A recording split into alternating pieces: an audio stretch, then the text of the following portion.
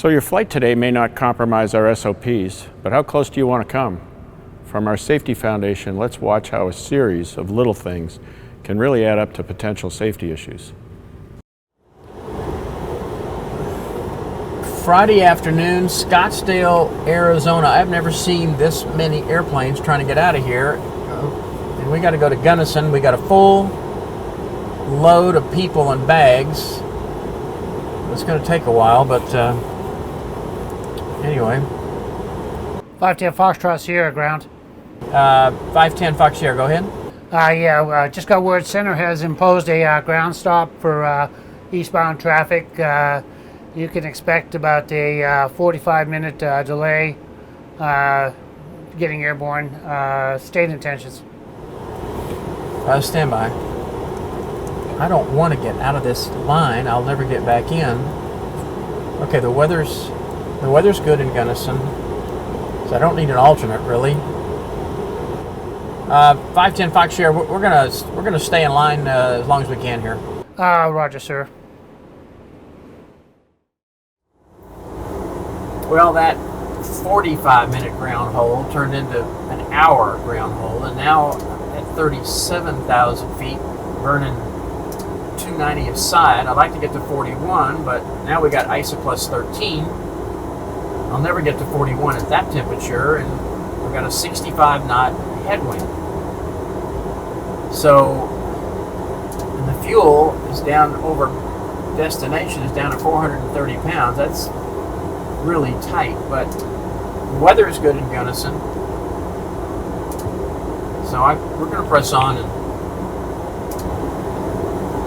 just going to press on.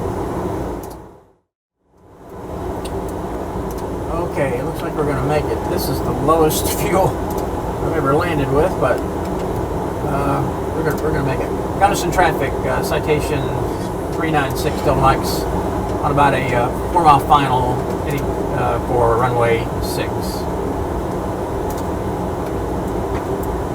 Attention inbound aircraft, this is Gunnison Operations. Aircraft has just landed, gear up on the runway. The airport is now closed. Repeat, the airport is now closed. Expect a 2 to 3 hour closure. Jeez.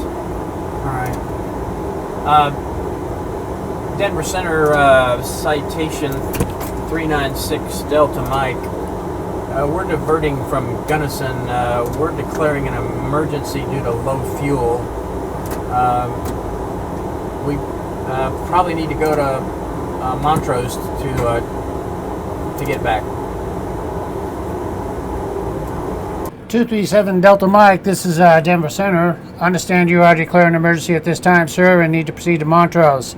Delta Mike, turn left heading 260 when able, proceed direct to the Montrose Airport. 260 and direct to Montrose, and we're down to 400 pounds of fuel. And Delta Mike, we copy the fuel on board and climb and maintain 16,000. 16,000, 6 Delta Mike.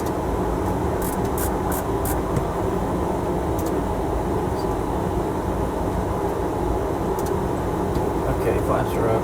We're going to 16,000 and 280s. Get back here on the heading. 16,000. And how far is it? Say our distance from Montrose, would you please, sir? Delta Mike, distance is 40 miles, sir. 40. 40 miles. Delta Mike. Okay, Cape Montrose. K M T J. And direct.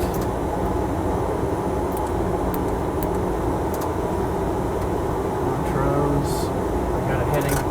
And say the heading for 6 Delta Mike, please. Heading 260, sir. 260, 6 Delta Mike. 16,000. Gonna be able to make that. So fuel down to 380.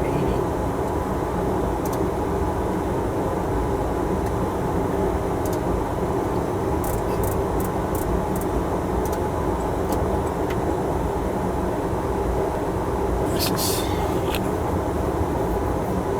uncomfortable.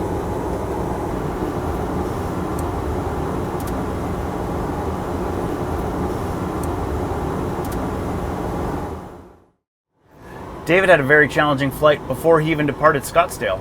Let's look at how using the CJP SOPs could have helped in the planning and execution of this flight and affect a safer outcome.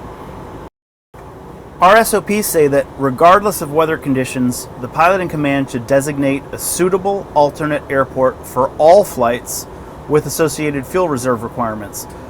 David saw that it's not just weather that might necessitate a diversion. An aircraft landing with the gear up, an overrun, an emergency on the airport, a pop-up TFR, all of these could require diversion to a different airport even when the weather is perfect. Still in the flight planning phase, had David looked at the forecast temperatures aloft, he would have understood that the high ISA deviation would not have allowed for him to reach the planned 410 that he based his fuel flows on. Faced with a choice between waiting in line and continuing to burn fuel or returning to the FBO, had David performed proper flight planning, he would have recognized that his fuel state was critical from the time he started engines and have chosen to return to the FBO to re-top up. Next, here we are at top of climb with David. As his speed and fuel flow settles down to the equilibrium point, he sees that his fuel on destination is showing just a little bit over 400 pounds, or only about 40-45 minutes of fuel at his current fuel flow. The CJP SOPs say that anytime your fuel on destination is showing less than 45 minutes at current fuel flow, you should declare minimum fuel to ATC. This does not guarantee you priority handling, but it might help save a few minutes of time that could result in an extra margin on the ground. You'll notice that David is starting to vocalize his discomfort with his fuel reserves, but he's talking himself into continuing based on the combination of good weather and certainly some sense of get there-itis. When we cut to David on a 12-mile final, he had a little bit over 400 pounds of fuel remaining. Our SOPs say that the PIC should declare emergency fuel if the PIC finds themselves with less than 45 minutes of fuel in the tanks right now. At that moment, David had closer to 35-40 minutes, so he should have declared the emergency well before the point he actually did. Once David declares an emergency, though, it's still apparent he doesn't really have a plan. He starts turning towards Montrose, but he never finishes the turn and proceeds direct.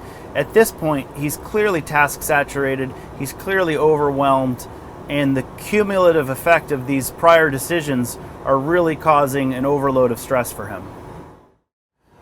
A well-planned flight starts well before you leave the ground. Make use of our SOPs to help you plan a safer flight. Great advice, Neil. Watching our video series will help prepare you for a challenging flight. Check them all out under the Safety tab at citationjetpilots.com.